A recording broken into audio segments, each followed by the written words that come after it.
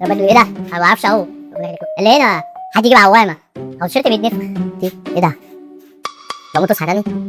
ده رئيس موقف السيده ولا ايه؟ لو سمحت يا ريس، فين موقف في مكتب العقل هنا؟ الو السلام عليكم، العقل هنا؟ ابص ايدك طلعني من هنا. طلعني من هنا، عايز اسهر. ايه ده يا حبيبي؟ قول لي نفسك في ايه وانا في زول. اي حاجه؟ عايز فلوس. عايز سؤالي تقعد تنط عليا فلوس كده. ايه ده بجد؟ فلوس. طلعني عربيه بي ام فقط، ماليش دعوه. طب اخر طلب عايز نتجوز. خلاص حبيبي، خلصنا، كفايه عليك كده. ايه يا عم، ايه البخل ده؟ انت ما بتعملش شات ومياز واسمع قد ايه؟ ايه البخل ده؟ الجن بيعمل 3 ولا حاجه؟ انا مش خايف منك. امشي، حرام عليك، ده ما صدق.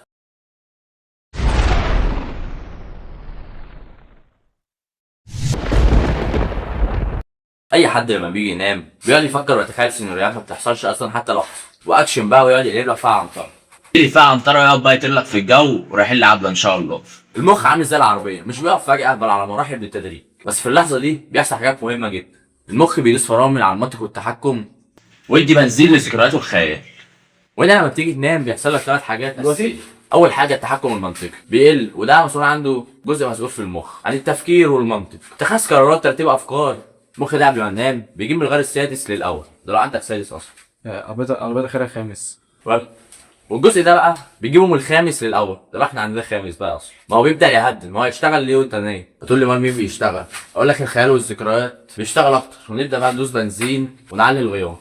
خدوا راحتكم على الاخر، ونبدا بقى ننشط الذكريات القديمه والمواقف المحرجه وكل اللي حصل. والذكريات زي الزفت مش عايز افتكرها. المواقف اللي حصلت لك في يومك، افكار عشوائيه. المخ بيعمل خلطه، يجيب لك خلاط، جيب ورقه وقلم واكتب ورايا شويه ذكريات على نص معلقه مواقف محرجه على رشه افكار عشوائيه، وتفضل تيجي اشرب معايا. تسالني سؤال وتقول لي طب ده كله بيحصل ليه قبل النوم؟ عشان مفيش مشتتات، مفيش حاجه المخ بيعملها، فهنا بيبدا يشتغل من جواه. الجسم بقى والحركه بيهدوا خالص ويركنوا على جنب. اكيد يعني مش هتنام وانت بتجري. واحد هيقول لي انا بدل ما انا بجري. يا عم انت اخر مره جريت كان بسبب ان كان بيجري وراك. وهنا بقى هتبدا تريح الدماغ. المخ بقى يبدا الشيفت بتاعه، ويبدا لما هو كان طول النهار عمال يستقبل في المعلومات يبدا يفلتر المعلومات ويعالجها. ونبدا نفلتر بقى. الدراسات بتقول ان النوم ده مش مجرد راحه، ده عايز تنظيم مخك بالكامل. مخك كده زي ما تقدر تقول بيفهم نفسه بس بطريقته هو. اهلا بكم في حلقه النهارده. معايا المسؤول عن الكوارث والجنون. معايا انا علي صوره انسان. هنا بنساله ونستجيب. ايه يا عم مقدمه زي الزفت دي؟ وانا جاي اتهزق هنا ولا ايه؟ السؤال هنا ليه قبل النوم بيخلينا نفكر في الحاجات الغريبه والمواقف اللي حصلت لنا. سؤال، وانا جيت حاجه ما حصلتش؟ تعمل كل شويه تتذمر على الناس وتفكرهم بحياتهم ما نسيوها. حبيت افكرك بيحصل. ده سؤال تاني من المشاهدين بيسالوه. بتفكرني ليه بالمصايب اللي انا عملتها؟ هل دي حاجه زي تأمين الضمير وكده؟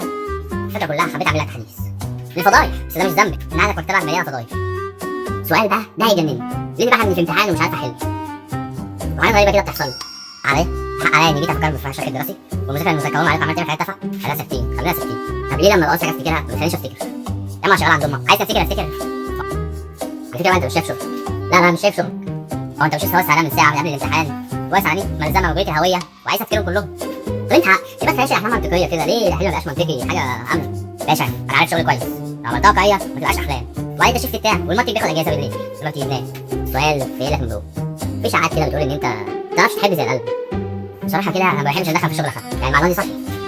انا ماشي. لا انا ماشي. استنى رايحين خد استنى. لا انا ماشي. اقفل يا ابني الكاميرا دي، اقفل يا ابني الكاميرا دي.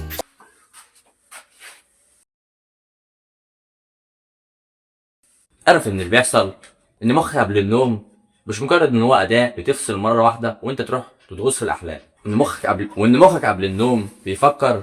كل الافكار اللي بيجيلها دي مزيج بين مشاعر يومك والحاجات اللي بتحصل لك والحاجات اللي انت نفسك مش واخد بالك منها. مخك بيبدا يهدي المنطق ويسيب الحريه والتعبير للمشاعر والذكريات والحاجات اللي انت بتخاف منها. كل حاجه شغله عقلك للاواعي.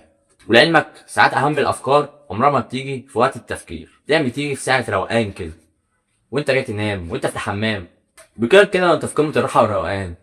سلام الواحد والله يا ابني نفسه في كوبايه شاي وشقه على النيل. خلاص يا بتاع النيل انت.